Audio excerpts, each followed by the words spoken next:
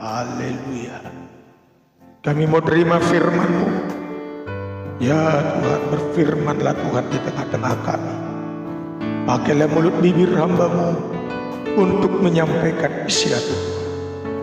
Kesembuhan sudah terjadi dalam nama Yesus. Ketika firman-Mu disampaikan, kami sehat, kami kuat, bertambah sukacita, segar dalam nama Yesus. Saat kami mau mendengar firman, segala kuasa kegelapan, segala roh jahat, pikiran melayang-layang, segala roh najis, roh ngantuk, bersehati kami mengikat, mematakan, mengusirkan musuh. Di dalam nama Tuhan Yesus Kristus, darah Yesus, darah Yesus, beri kami kemerdekaan, kemenangan, kelepasan ya Tuhan, lewat berita firman. Kami siap diberkati oleh firman Tuhan di dalam nama Tuhan Yesus. Haleluya. Amin. Haleluya. Puji Tuhan. Salam sejahtera, salam sehat buat kita semua, dan kekuatan dari Tuhan, sukacita surgawi mengalir berlimpah bagi kita pagi hari. Jadi kalaupun ada yang sakit, tetap kita doakan, yakin, percaya, pasti sembuh.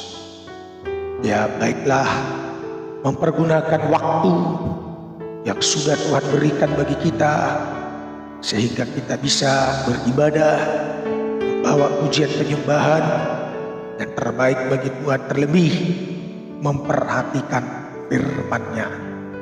Kelanjutannya dalam kitab Amsal pasal 2 ayat 9 sampai dengan ayat 10. Mengerti banyak hal, ya, mengerti tentang kebenaran, keadilan, kejujuran, bahkan setiap jalan yang baik, ya, dalam banyak hal, ya. Dibaca Amsal 2 ayat 9 dan 10. Maka engkau akan mengerti tentang kebenaran, Iya. keadilan, dan kejujuran, Ya, bahkan setiap jalan yang baik. dan lain-lain, ya, setiap jalan yang baik dalam banyak hal, ya. Ayat 10. Karena hikmat akan masuk ke dalam hatimu, dan pengetahuan akan menyenangkan jiwa. Haleluya. Mengapa kita memiliki tingkat pengertian yang besar, memahami banyak hal, mengerti banyak hal, ya, itu pada ayat yang ke-9. Mengerti tentang kebenaran, mengerti tentang keadilan, mengerti tentang kejujuran, dan lain-lain. Karena masih banyak hal-hal yang baik yang menyertai hidup kita. Mengerti banyak hal tentang yang baik dalam jalan hidup kita. Mengapa kita bisa memahami banyak hal, ya, yang ada hubungannya dengan sesuatu yang baik? Oleh sebab hikmat telah masuk ke dalam hati. Jadi di hati kita ini benar-benar penuh hikmat. Kalau hikmat masuk ke dalam hati, sudah menjadi bagian hidup kita, sudah mendarah daging dalam hidup kita, maka tidak heran tingkat kecerdasannya, pengertiannya, pemahamannya, pengetahuannya melampaui orang lain, ya, melampaui orang dunia. Jadi saudara, ya, mengerti banyak hal, ya, memahami banyak hal, tidak buta, tidak picik, ya. Oleh sebab hikmat sudah ada di dalam hati, dan pengetahuan akan menyenangkan jiwa, menyenangkan jiwamu. Dalam terjemahan lama, pengetahuan menjadi kesedapan, sedap, bagaikan makanan yang menyenangkan, menjadi kesukaan. Jadi mari yang sudah lansia, ya, ada oma toding gua dari Ambon, ya, yang sudah umur 40-50 tahun ke atas. Seperti saya sudah 40 tahun ke atas, 50 tahun. Ya, ada Ibu Yurida Siba dan yang lain-lain. Dan yang lain-lain, saudara. Mungkin sekali sudah 50 tahun ke atas. Ada Bapak Maralam Sihombing dan lain sebagainya. Ya, kita memahami banyak hal. Tidak dapat ditipu. Karena hikmat sudah tertanam, tersimpan di dalam hati. Sudah ada di dalam hati. Jadi kalau kita penuh hikmat dan pengetahuan, jangankan orang lain bicara, hanya berjalan kita tahu, oh ini mau kemana, ini bagaimana. Kita tahu itu istrinya atau orang lain, kita tahu. Ini motivasinya apa, kita tahu. Apalagi kalau sempat dia berbicara 1 jam saja, kita tahu dia jujur atau bohong. Kita ngerti, ya, jalan-jalan hidup kita. Kita faham jalan-jalan hidup orang, kita faham. Entahkah itu jalan hidup yang baik atau yang tidak baik, kita faham. Jadi mari, ya, kalau kita memahami banyak hal itu karena hikmat, maka jangan bodoh, jangan kekurangan hikmat dan tidak berpengetahuan. Yang sudah lansia tiada berhenti-hentinya minta hikmat dan tidak berhenti untuk belajar berpengetahuan. Terlebih pengetahuan Alkitab dipelajari. Ini kitab suci, buku Tuhan, kalau tidak dibaca, tidak dipelajari, kita tidak ngerti apa-apa. Sama dengan kekristenan yang bodoh. Mohon maaf, bodoh dan tolol. Iya. Satu waktu kita bisa ditipu. Munculnya nabi palsu, kita tidak ngerti. Munculnya hutang tidak bayar, kita tidak tahu. Kita tertipu. Zaman now ini banyak orang tukang tipu, saudara. Kita tidak paham motivasi orang lain juga. Kalau kita tidak penuh hikmat, yang ada hanyalah kebodohan. Kita tidak paham motivasi orang lain itu apa, kita tidak paham. Kalau saudara kekurangan hikmat, saudara tidak mengerti apa yang aku sampaikan. Kalau saudara kekurangan hikmat, tidak mengerti apa yang aku sampaikan, dan saudara tidak paham. Saya pendeta ini yang sudah setiap pagi, Selasa, Rabu, Kamis, Jumat, saudara dengar berkhotbah menyampaikan firman, saudara tidak paham motivasi saya apa. Jangan-jangan motivasi saya jahat kah? Iya, akhirnya saudara tertipu. Nah, itulah kalau kekurangan hikmat, saudara. Tetapi jikalau hikmat itu, ya, masuk ke dalam hati dan engkau berpengetahuan, maka kita akan mengerti banyak hal. Haleluya. Puji Tuhan. Puji Tuhan. Haleluya. Kita mengerti banyak hal, saudaraku, ya. Nah, kita perhatikan dulu di zaman Doelue, nenek moyang kita. Ayub 12 ayat 12 dan 13. Ya, bandingkan dengan di zaman kita sekarang. Ya. Nenek moyang kita itu agamanya agama kesukuan. Di luar Kristen. Belum mengerti Injil. Seperti apa keadaan mereka. Ya. Ayub 12 ayat 12 dibaca. Konon hikmat ada pada orang yang tua, Terus, dan pengertian pada orang yang lanjut umurnya. iya, lanjut 13. Tetapi pada Allah lah hikmat dan kekuatan, Nah, itu dia. Dari Tuhanlah sumber hikmat dan kekuatan. Terus Dialah yang mempunyai pertimbangan dan pengertian. dari Dialah kita dapatkan pertimbangan dan pengertian. Konon zaman dulu sebelum mengenal Injil, nenek moyang kita, ya, hikmat itu berdasarkan pada orang tua yang sudah tua dan karena lanjut umurnya yang sudah lansia. Ya, jadi berdasarkan pengalaman, sudah banyak makan asam dan garam, sudah panjang perjalanan hidupnya.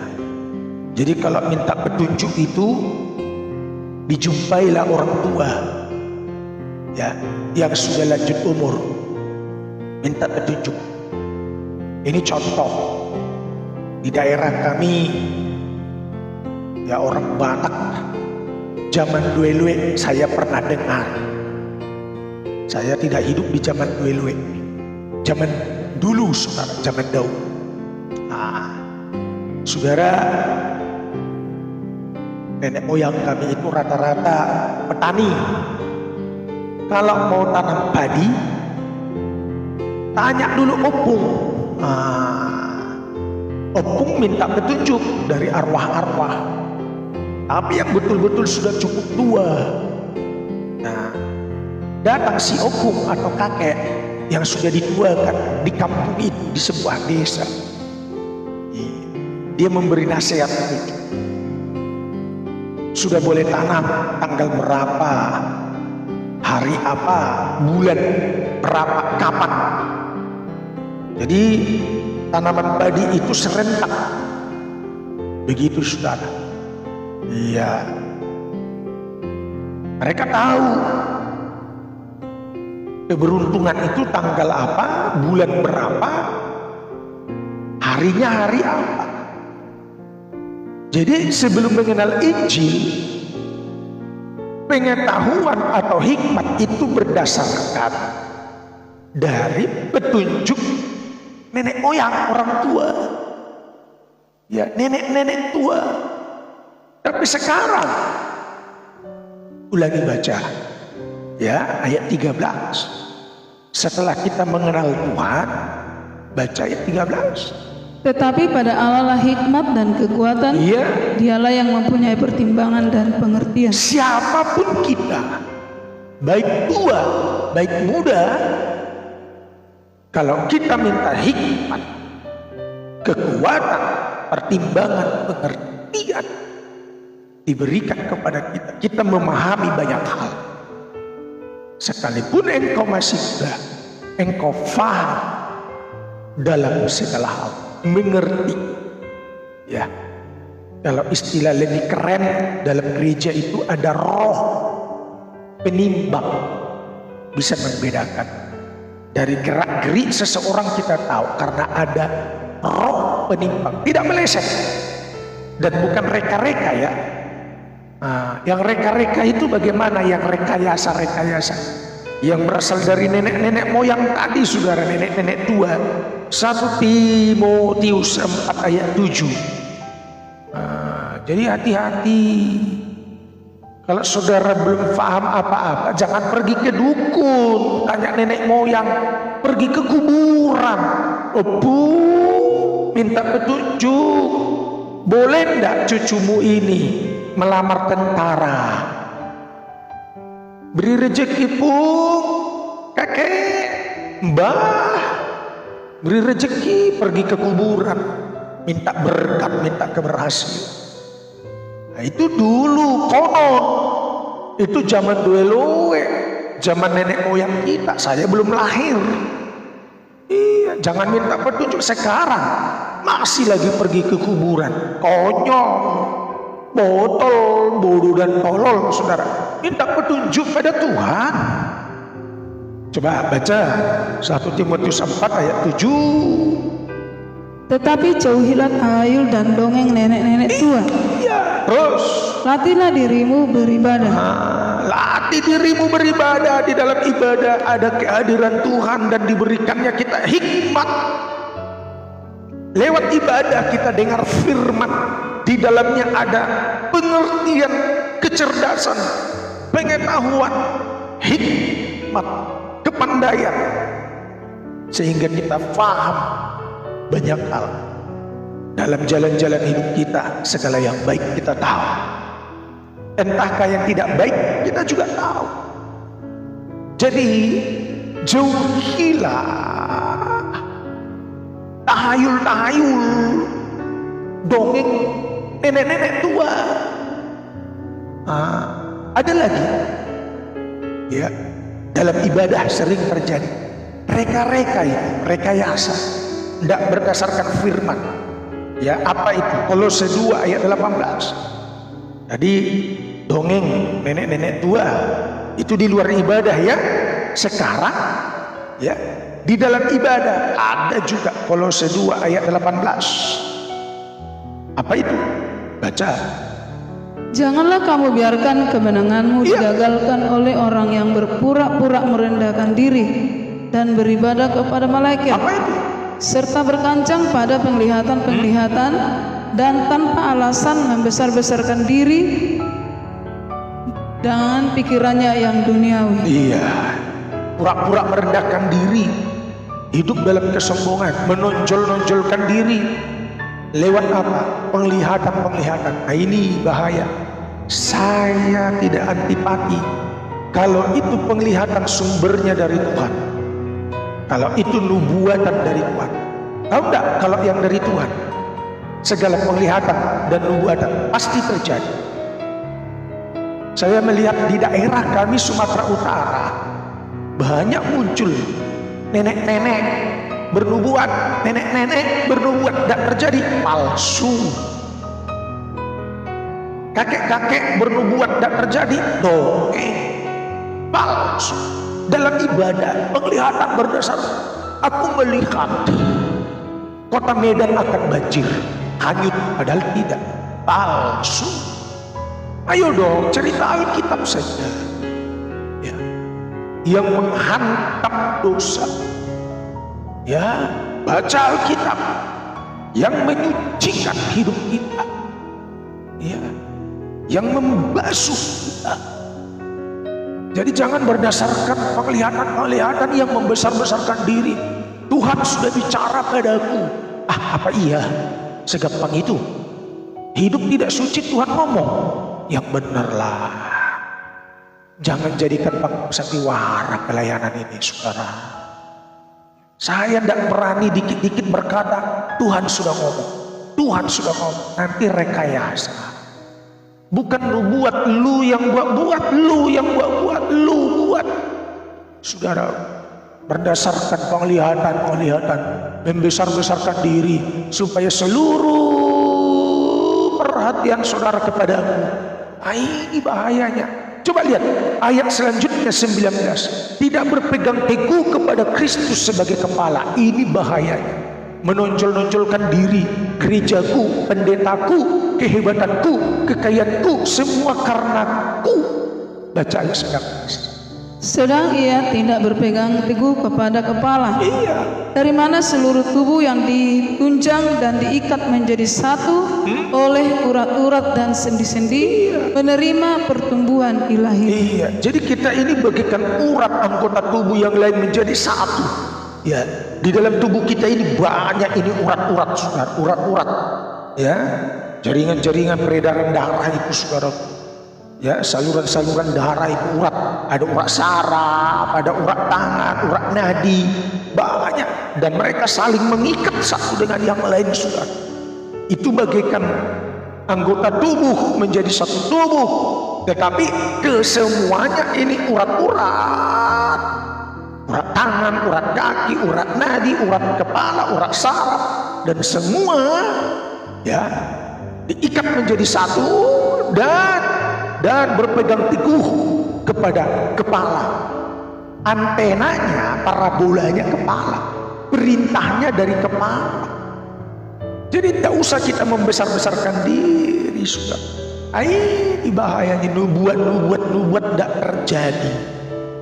Nah, apa masih kurang nubuatan yang besar dari Alkitab? Masih kurang kejadian sampai Wahyu. dalam penggenapannya nubuatan Alkitab. Ini nubuatan besar. Nah, nubuatan-nubuatan dari manusia itu nubuatan kecil. Yang paling kita heran, kau buat-buat, tidak terjadi, palsu, tidak terjadi, palsu. Maka muncullah dalam Alkitab dikatakan nabi palsu, rasul palsu, pelayan-pelayan palsu, Mesias palsu, Yesusnya Mesias palsu, pendetanya nabi palsu, rasul palsu, antikris itu jemaat palsu. Saudara, jangankan membaca, mendengarkan nubuatan-nubuatan, reka-reka manusia, sedangkan membaca Alkitab saja belum tuntas. Ayo, saya mau tanya, Kejadian sampai Wahyu sudah berapa kali baca bolak-balik? Kejadian sampai Wahyu sudah berapa kali kau baca bolak-balik Alkitab? Kembali, saudara, kembali ya kepada Bible, kembali saudara. Gak usah ditambahilah dengan lu buat-buat berdasarkan penglihatan-penglihatan dongeng nenek-nenek tua, tahayul. Aku melihat setan ada di atas kamarmu, kamar pendeta, banyak setan lu. Aduh, saudara, gak usah reka-rekayasa lah. Ya, cukup perhatian kita Alkitab, baca, renungkan, berpengetahuan, minta hikmat Tuhan. Nanti hasilnya engkau berpengertian, mengerti banyak hal. Kembali Amsal 2 ayat 9 dan 10. Ya, kita perhatikan. Saya kasih contoh. Iya, Amsal 2 ayat 9 dan 10, baca. Maka engkau akan mengerti tentang kebenaran, kebenaran, keadilan, dan kejujuran, bahkan setiap jalan yang baik. Dan yang lain-lain tentang yang baik. Ayat 10. Karena hikmat akan masuk ke dalam hatimu, terus, dan pengetahuan akan menyenangkan jiwamu. Iya, karena hikmat telah masuk dalam hati dan berpengetahuan, itu yang menjadi kesukaan bagi jiwa saudara. Maka engkau akan mengerti banyak hal, mengerti tentang kebenaran, keadilan, kejujuran, dan banyak lagi hal-hal yang baik dalam jalan hidup. Saya kasih contoh dalam Alkitab yang tingkat pengertiannya, kecerdasannya 10 kali lipat lebih cerdas dari orang cerdas di dunia. Namanya Daniel. 10 kali lebih cerdas. Ya, kepintaran Daniel lebih pintar dari orang pintar 10 kali lipat. Itu di atas itu. Kita tidak bicara kekayaanmu lebih kaya dari orang dunia. Tidak. Faktanya orang dunia lebih kaya dari anak Tuhan. Ya. Orang dunia lebih kaya. Sekarang soal pengertian, kecerdasan, pemahaman, kepandaian. Dalam kitab Daniel pasal 1 kita akan buktikan ayat 19 dan 20. Dibaca Daniel 1. Ketika Raja Nebukadnezar, Raja Babel, bercakap-cakap dengan Daniel. Jadi memang betul-betul terbukti, saudara. Bahkan lebih cerdas dari 10 kali lipat dari orang-orang cerdas yang ada di kerajaan Babel yang dipimpin oleh Raja Nebukadnezar. Sampai-sampai Raja Nebukadnezar mengaguminya. Dibaca Daniel 1 ayat 19, jadi contoh Raja bercakap-cakap dengan mereka, Ini fakta terus. dan di antara mereka sekalian itu tidak didapati yang setara dengan Daniel, Tidak didapati sepintar Daniel. Lanjut. Hananya, Misael, dan Azaria. Daniel CS dan kawan-kawan ada Hananya, Misael dan Azaria. Terus Maka bekerjalah mereka itu pada raja. 20. Dan tiap-tiap hal yang memerlukan kebijaksanaan Dalam tiap-tiap hal yang membutuhkan kebijaksanaan, dan pengertian yang ditanyakan raja kepada mereka mereka, yang ditanya. Lanjut. didapatinya bahwa mereka 10 kali lebih cerdas Ya. daripada semua orang berilmu dan semua ahli jampi di seluruh kerajaan. 10 kali lebih cerdas. Kepintaran Daniel 10 kali lebih cerdas dari semua orang-orang pintar, orang cerdas yang ada dalam kerajaan Raja Babel, Raja Nebukadnezar. Jadi saudara, tidak heran kalau hikmat itu sudah masuk tertanam di dalam hati, tingkat kecerdasan 10 kali lipat dari orang-orang yang ada di sekitar. Ya, kalau hikmat itu sudah masuk ke dalam hatimu, pengetahuan itu menjadi kesukaanku, pengetahuan firman menjadi kesukaan, kesenangan, menjadi jemaat 10 kali lebih cerdas. Kepintaranmu seperti kepintaran Daniel, jemaat sepintar Daniel, pendeta sepintar Daniel, anak sekolah minggu sepintar Daniel, pengusaha sepintar Daniel, 10 kali lipat lebih cerdas. Itu di atas rata-rata. Tapi kalau hikmat tidak ada, pengetahuan firman kosong, yang menonjol adalah kebunuhan. Semakin menunjukkan kebunuhan. Iya, modal besar habis, apalagi tanpa modal, putus di tengah jalan. Iya, ya sudah. Bukan Tuhan tidak tolong, tapi semua pertolongan kandas, putus di tengah jalan. Seorang istri atur nikah rumah tangga tidak becus, urus anak tidak becus. Coba anak-anak tanpa hikmat, tanpa pengetahuan firman, pergaulan bebas. Ya, pergaulan bebas. Ya. Pendeta tanpa hikmat, tanpa pengetahuan firman, dosa merajalela. Jemaat hidupnya bebas. Yang penting rupiah dolar, dosa merajalela. Suami istri pengetahuan firmannya nol, tanpa hikmat dalam dirinya, ya, atur nikah rumah tangga tidak ngerti, kacau balau, meropet, kawin cerai, kawin lagi, aduh, patah di tengah jalan. Lulusan sarjana sampai hari ini sudah melamar di sebuah perusahaan, tapi belum dapat kerja karena keterampilan pengetahuannya tidak terbukti. Sudah dapat jabatan dipecat karena korupsi, karena tidak berpengetahuan, dapat ditipu dan lain sebagainya. Kita yang rugi, saudara. Tapi lihat sepintar Daniel, raja pun meminta petunjuk.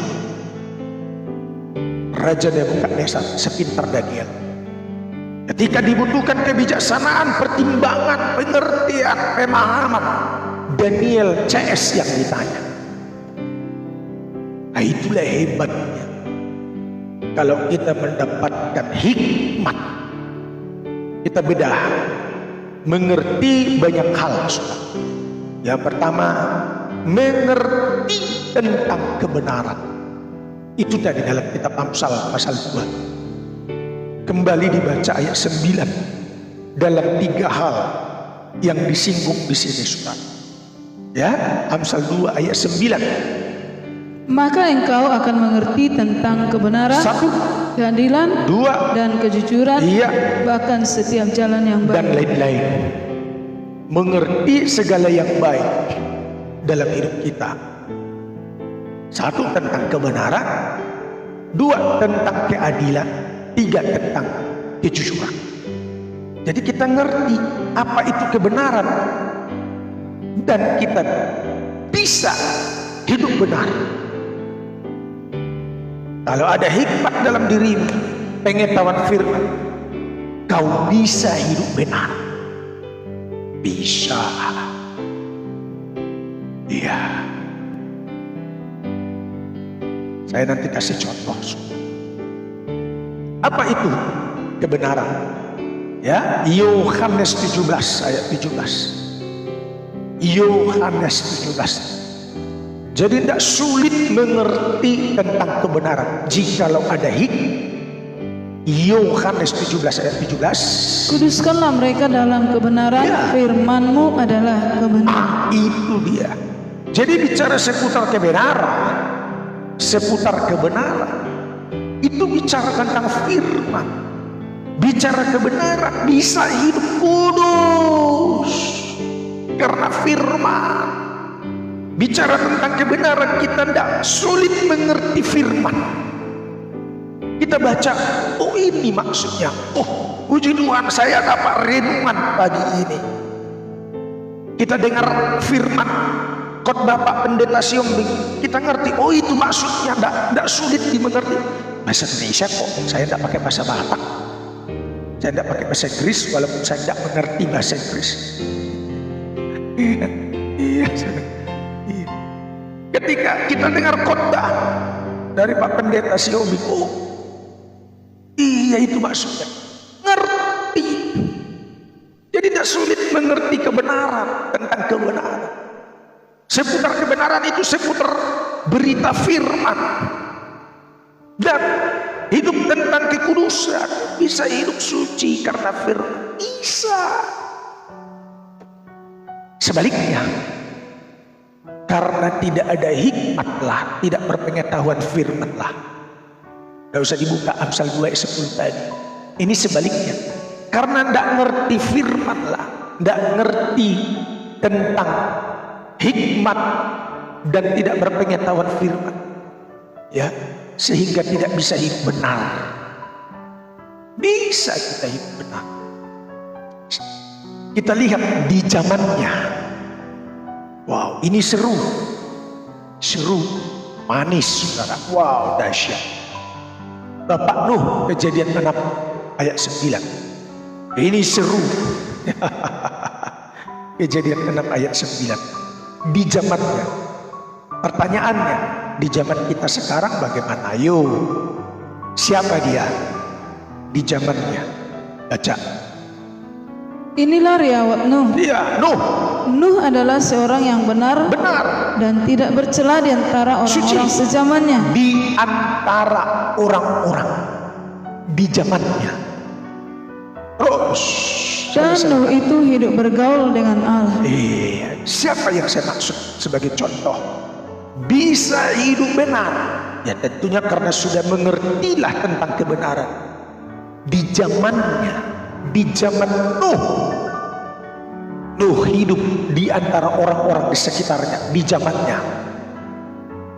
Yang walaupun hanya dia tampil seorang diri, hidup benar, bisa, tidak terpengaruh dengan yang tidak benar, bisa, sangat bisa. Kalau hikmat ada dalam diri di zaman sekarang, di zaman kita hidup, kau bisa tampil sebagai orang benar dan hidup tak bercela. Puji Tuhan, puji Tuhan, Amin. puji Tuhan. Amin. Di zaman kita hidup sekarang ini, di antara orang-orang yang hidupnya tidak benar, di antara orang-orang di sekitar kita, di antara orang-orang di sekeliling kita, tempat tinggalnya kita, domisili kita, yang hidupnya tidak benar, kita bisa hidup benar. Bisa, sangat. Contoh Bapak Nuh, bisa. Dari zaman ke zaman selalu ditemukan orang hidupnya benar. Dari zaman ke zaman. Orang kaya bisa tidak hidup benar? Banyak uang, banyak godaan, bisa menghadirkan dosa, melakukan dosa, bisa main judi kapan saja, ya, main perempuan kapan saja dan lain sebagainya. Lalu jadi bisa tidak hidup benar? Bisa. Ayub pasal 1 ayat 1. Dari zaman ke zaman, zaman antara zaman Nuh dengan zamannya Ayub, wah, sudah ratusan tahun bedanya. Perbedaannya sudah ratusan tahun. Ayub 1 ayat 1, di zamannya Ayub juga dia bisa hidup benar. Terus baca Ayub 1 ayat 1. Ada seorang laki-laki di tanah Uz bernama Ayub. Orang itu saleh dan jujur. Ia takut akan Allah dan menjauhi kejahatan. Bisa hidup benar. Ya, jadi dari zaman ke zaman selalu ditemukan ada orang yang hidupnya tidak bercelah, benar atau tidak bercelah. Dari zaman ke zaman selalu ditemukan orang hidupnya benar. Dari zaman ke zaman, saudara, selalu ditemukan orang yang hidupnya benar. Iya, saudara, selalu ditemukan. Akhirnya di zaman kita ini sekarang juga, ini zaman akhir, Tuhan temukan ada orang benar. Siapa itu? Saudara. Wow. Saya melihat kacamata rohani saya memandang saudara senyap-senyum. Itu pertanda kaulah orangnya yang hidupnya benar di zaman kita sekarang. Bisa. Sangat mungkin. Ya. Haruskah kita hidup benar? Harus. Tidak boleh tidak. Harus. Ya. Kita cari dulu ya 1 Yohanes. Harus kita hidup benar. Tidak boleh tidak, saudara ya. Sebab dia adalah benar. 1 Yohanes 3 ayat 7. Ayat 7. Harus. Anak-anakku, janganlah membiarkan seorang pun menyesatkan kamu. Iya. Barang siapa yang berbuat kebenaran adalah benar. Barang siapa yang mengerjakan kebenaran, kebenaran itu adalah firman. Makanya tingkat pengertian kebenaran dalam hidupmu harus jelas. Pengetahuan harus jelas. Pengetahuan yang benar. Barang siapa yang berbuat kebenaran adalah benar. Terus sama seperti Kristus adalah benar. Itu. Jadi hidup kita menjadi sama seperti Kristus yang hidupnya adalah benar. Berarti harus. Jangan Kristen pengikut Kristus. Arti Kristen pengikut Yesus, tapi hidupnya tidak benar. Keuangan tidak benar. Selalu cari uang haram, korupsi, mencuri, tipu-tipu. Itu tidak benar. Itu bukan pengikut Kristus. Jadi yang namanya Kristen itu bisa hidup benar.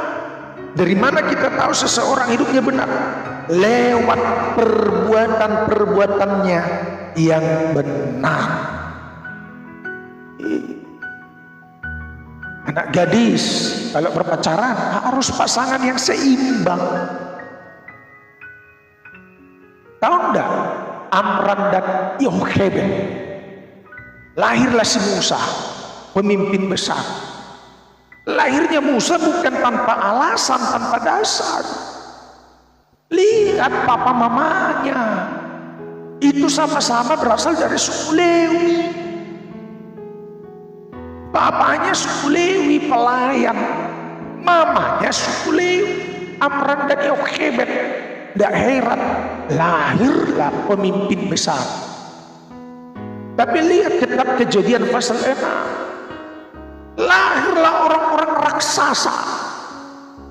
Ketika anak-anak Allah hidup suka-suka, mengambil perempuan siapa saja yang disukai. Orang dunia pelacur pun jadi. Tahu enggak keturunannya? Orang-orang raksasa. Kejadian 6, perhatikan. Ayat 2 dulu dibaca.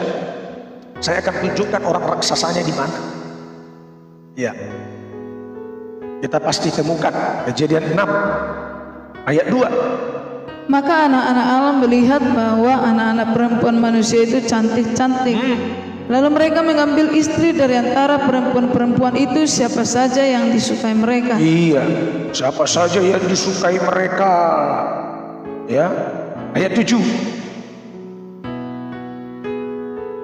Berfirmanlah Allah. Lepas ayat 4 ini dia keturunan dari anak-anak Allah, anak terang menikah dengan anak-anak gelap. Siapa saja yang disukainya, mau tidak seiman pun jadilah. Nah, hasilnya ayat 4. Pada waktu itu orang-orang raksasa ada di bumi. Wah, cukup. Lahirlah anak-anak raksasa. Tahu enggak anak-anak raksasa kalau disebut? Apa artinya? Sadis, saudara. Garang, kuda liar. Itu anak raksasa, saudara. Ya, raksasa, kejam, bengis, kasar, itu raksasa. Ya, hukum rimba, main hakim musiknya. Salah sedikit, tonjok,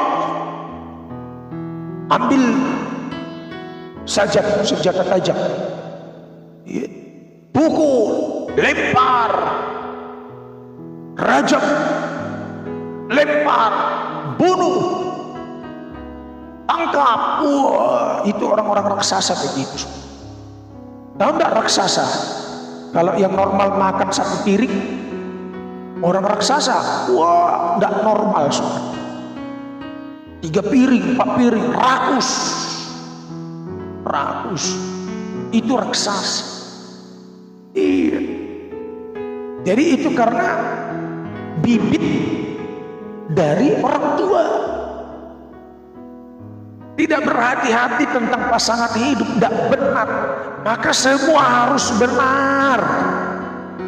Dalam segala perbuatan kita harus benar. Perkataannya benar, pandangan mata benar, pikiran benar, semua benar, keuangan benar, pelayanan harus benar, supaya jangan melahirkan jemaah raksasa-raksasa. Kalau pelayanan yang Tuhan percayakan kulayani dengan tidak benar, nanti akan tampil jemaat pemberontak semua. Itulah raksasa. Jadi pemberontak semua jemaat itu. Iya, memberontak. Jadi raksasa semua jemaat. Jadi huluk, film huluk, Bosar. Wah, pokoknya suka kelahi lah, suka ribut, rakus, garang, sadis, bengis, kejam. Itulah tampilnya raksasa-raksasa. Jadi mari kita harus mengerti banyak hal. Yang pertama, mengerti tentang kebenaran. Apa itu kebenaran? Seputar kebenaran adalah firman. Seputar kebenaran adalah firman dan bisa hidup benar lewat perbuatan kita. Yang kedua, mengerti tentang keadilan. Tahu arti adil, saudara? Tidak bersebelah. Adil itu bisa seimbang, tidak bersebelah, tidak merendahkan, berpihak kepada satu orang, kelompok tertentu, merendahkan yang lain, itu bersebelah. Itu tidak adil, saudara. Ya. Jadi bicara tentang keadilan itu tidak bersebelah, tidak memihak kepada yang satu, merendahkan yang lain. Nah, bicara keadilan dalam kitab Amsal pasal 18 ayat 5, perhatikan. Ini tentang keadilan atau ketidakadilan. Kita akan bedakan. Amsal 18 ayat 5. Singkat-singkat saja, ini poin kedua. Amsal 18 ayat 5 dibaca. Ayat 5, apa katanya firman Tuhan? Tidak baik berpihak kepada orang fasik dengan menolak orang benar dalam pengadilan. Itu dia. Kenapa saudara? Kita berpihak kepada yang fasik, yang jahat. Bisa karena uang. Bisa karena uang. Iya. Kita mendukung yang fasik, yang jahat, mengabaikan yang benar. Ya, mungkin yang benar itu orangnya miskin, abaikan. Bisa. Tidak adil itu, saudara. Tidak adil. Yang fasik didukung, membenarkan yang salah, itu sama dengan berpihak pada orang fasik. Sudah tahu jahat, tidak apa-apa, tidak apa-apa. Yang penting perpuluhannya beres, tidak apa-apa. Ya, karena kaya, banyak hartanya. Biasanya orang kaya salah pun dibenarkan. Nanti diluruskan, tetap yang salah didukung. Salah pun dibenarkan. Biarkan. Nah, itu kalau sudah memandang orang kaya, dalam kesalahannya tetap dihormati, tetap diikut. Oh, jangan. Jangan. Kita harus ikut yang benar. Ya. Tidak. Boleh. Tidak boleh. Jangan ya jangan. Sudah. Itu keadilan. Ya. Tidak. Harus. Ya, itu keadilan, saudara. Jangan berpihak mendukung fasik karena uangnya. Dan jangan didukung kalaupun banyak uangnya. Jangan mau disuap. Keadilan itu dia tetap berada pada hidup benar. Jangan abaikan yang benar karena miskin. Menyalahkan yang benar, membenarkan yang salah. Itu tidak adil, saudara. Kenapa itu bisa terjadi? Mungkin karena hubungan darah famili. Dan tadi saya sudah katakan, bisa saja karena uang. Nah, itu ketidakadilan. Tapi kalau ada hikmat dalam dirimu, kalau ada hikmat, ada pengetahuan firman, kau tidak takut, saudara. Mempersalahkan yang salah, membenarkan yang benar. Kau tidak takut. Tidak takut. Demi surga loh. Kalau kita dukung yang salah, tidak ke surga. Orang yang tidak adil itu tidak ke surga. Keadilan itu dia tetap berpegang pada hidup benar, membenarkan yang benar, menyalahkan yang salah. Salah, benar, ya, tidak. Jangan yang salah dibenarkan, yang benar disalahkan karena uang. Seringkali sih dalam pengadilan tidak ada keadilan, saudara. Tidak boleh berat sebelah, tidak boleh karena uang, karena mamon, karena disuap. Tidak boleh berpihak kepada kelompok tertentu, merendahkan kelompok lain. Ya, menonjolkan denominasi tertentu, nama gerejanya merendahkan yang lain, itu tidak adil. Pendeta kejar-kejar orang kaya, jemaat yang miskin terabaikan. Itu tidak adil. Yang adil itu mana? Yang miskin yang butuh perhatian, yang susah perlu diperhatikan, itu yang adil. Itu keadilan. Butuh perhatian itu yang perlu dikejar, yang perlu diberi nasihat, yang perlu didoakan, terus didekati, ditarik. Mereka yang jauh, miskin, malas ibadah, ayo angkat, tarik, dorong. Tapi kalau sudah setia, bukankah Yesus memberikan perumpamaan 99 dalam penggembalaan, di dalam kandang ditinggalkan, cari satu domba yang tersesat. Itu keadilan. keadilan. Jadi jangan hanya berpihak sama orang kaya, ikut orang kaya.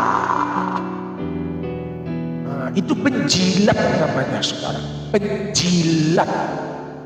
Ya, memang dengar khotbah begini panas telinga. Ya, apa boleh buat?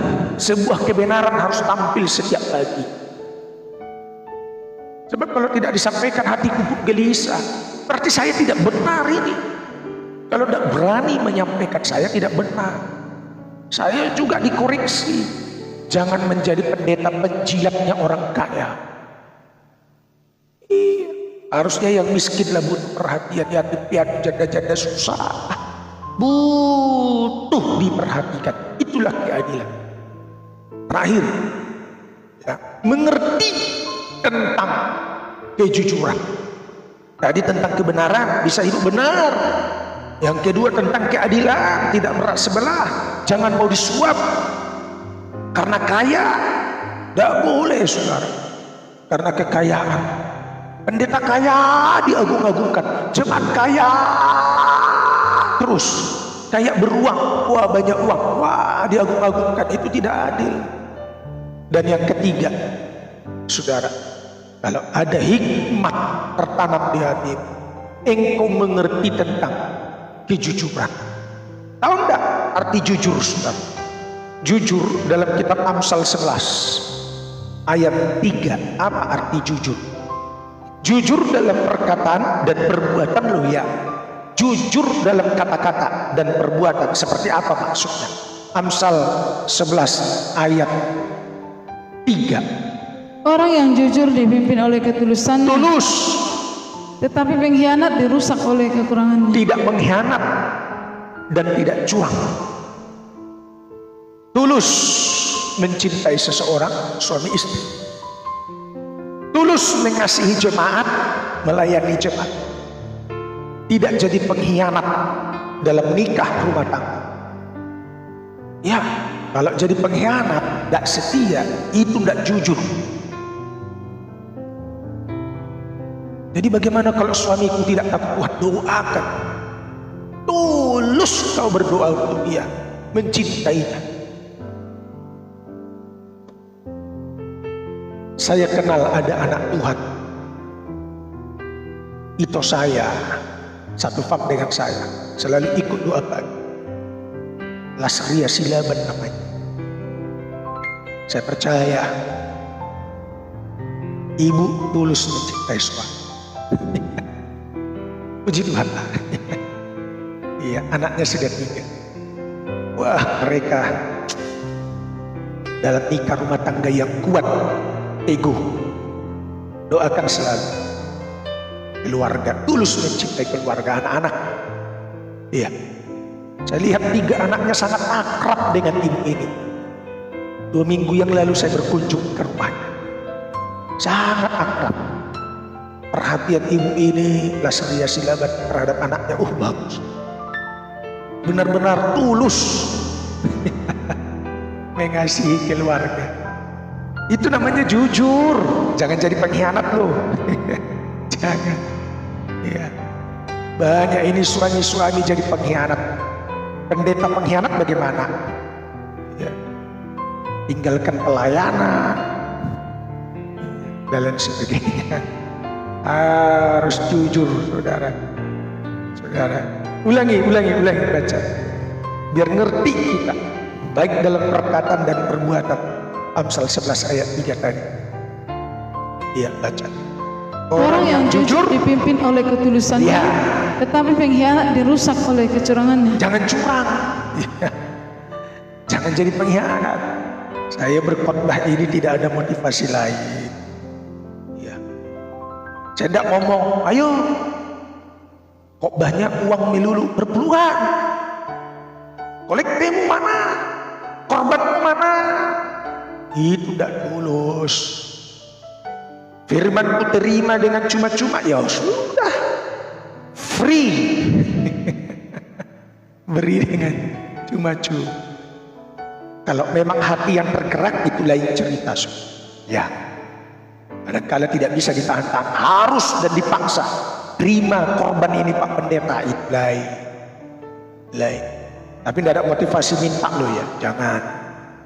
Yang ngomong ini bisa lihatlah mimik saya, bicara apa adanya.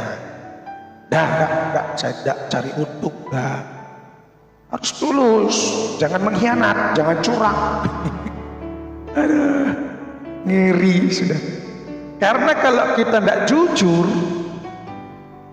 alias bohong, anak setan.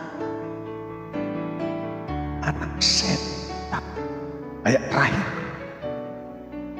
Yohanes 8 ayat 44. Mana bisa hidup benar setan? Yohanes 8 ayat 44. Baca. Iblislah yang menjadi bapamu dan kamu ingin melakukan keinginan bapamu. Kenapa jadi iblis bapakku? Karena kulakukan keinginannya. Apa keinginannya? Ia adalah pembunuh manusia sejak semula dan tidak hidup dalam kebenaran. Dia tidak pernah hidup benar, itu setan. Sebab di dalam dia tidak ada kebenaran. Dalam diri setan tidak pernah hidup benar, tidak ada kebenaran. Apabila ia berkata dusta, selalu berkata dusta. Ia berkata atas kehendaknya sendiri, sebab ia adalah pendusta dan bapa segala dusta. 3 kali diulang-ulang. Dia berkata dusta. Dia bapak si pendusta. Dia adalah pendusta. Dari perkataannya dia berdusta, dia si pendusta. Langsung gelarnya pendusta dan bapak segala dusta. Istilah yang keren sekarang, berita hoax. Ada enggak berita hoax di gereja? Ada. Apa itu? Yang diajarkan di luar Alkitab. Selalu berkanjang penglihatan, nubuat. Kata Tuhan. Mana ayatnya kata Tuhan? Ayo, mana ayatnya kata Tuhan? Medan akan banjir tenggelam. Mana ada ayatnya? Ya kebetulan karena musim hujan, kau bernubuat akan banjir. Ya Jakarta 3 jam 5 jam tanpa nubuat, ketika terjadi hujan pasti banjir. Bernubuatlah kau, musim hujan Jakarta akan banjir selama 2 hari bahkan lebih. Terjadi ya karena hujan. Tanpa bernubuat ya banjir. Jangan lu buat nanti berita hoax, tidak akurat. Saya ulangi, kekristenan kita baca Alkitab, belajar Alkitab. Berapa ribu ayat ini ya? 66 kitab, berapa ribu ayat ya? Tidak habis-habis kita baca.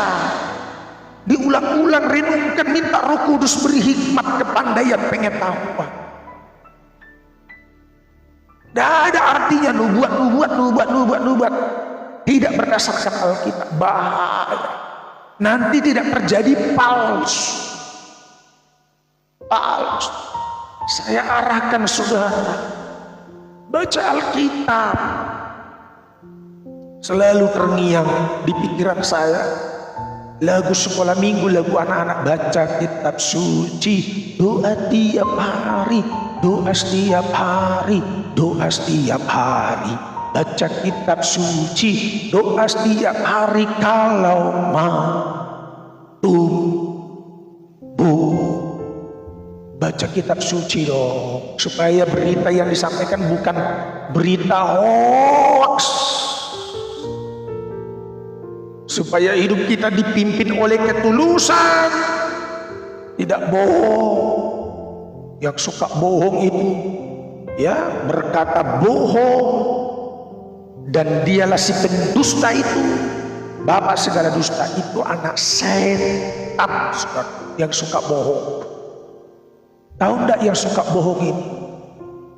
Nanti ditanya, alasannya bohong lagi.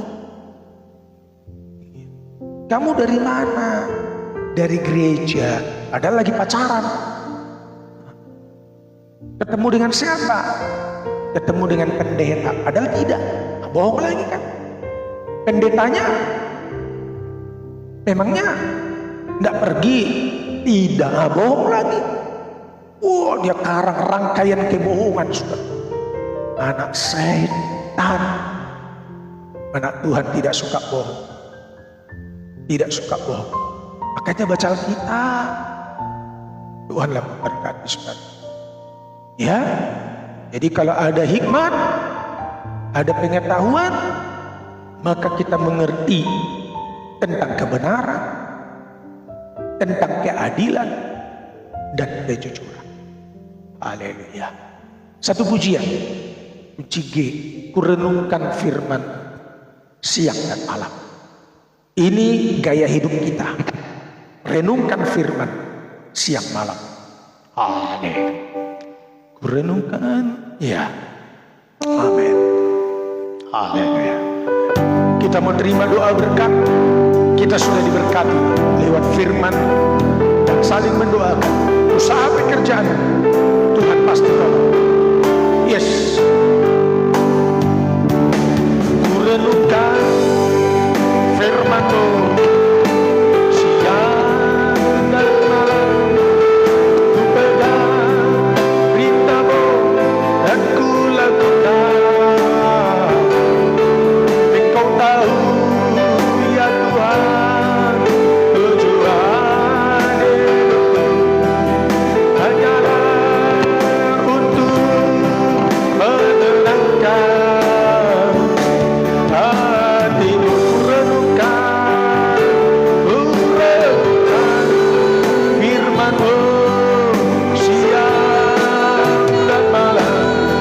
Ku pegang perintah-Mu dan ku lakukan. Yes, Engkau tahu ya Tuhan, tujuan hidupku hanyalah untuk menyenangkan hatimu. Kami berdoa Tuhan buat nama-nama yang belum kami sebut. Saudari kami Asimamora, Tuhan berkati saudari kami Asimamora, Ernita Panjaitan Nita, dimanapun dia berada, selalu jujur, hidup benar, takut akan Tuhan. Ibu Yeti Liando, Tuhan, kami percaya hidupnya terpelihara, tetap sehat. Kami yakin Tuhan pasti tolong. Sanica Tampu Bolon selalu hidup benar dan hidup dalam keadilan dan hidup jujur ya Tuhan. Nama-nama yang belum kami sebut, Ibu Damaris Toding Buah, Oma Damaris Toding Buah. Oh Tuhan, di usia yang lansia masih tetap berjuang ikut doa pagi.